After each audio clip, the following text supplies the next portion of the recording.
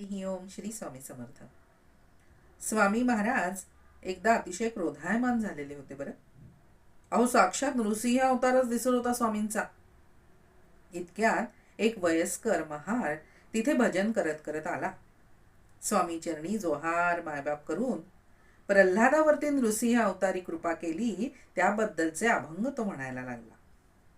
त्याचं ते समायोचित प्रेमळ भजन ऐकून प्रेम पान्हा फुटून स्वामी मोठमोठ्यांनी हसू लागले आणि स्वहस्ते त्याला प्रसाद दिला.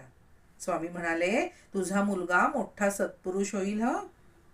जन्मभर तुला अन्न वस्त्र सुखान मिळेल. जा हो. स्वामींचे हे प्रसाद वचन ऐकून तो वृद्ध म्हणाला, मी दीनदास. आज आपल्या दर्शनाने मी पावन झालो स्वामी. मला ज्ञानेश्वरी अवगत आहे, पण काही ठिकाणी अर्थ लागत नाही. त्यावर स्वामी म्हणाले, अरे सुखान घरी जा.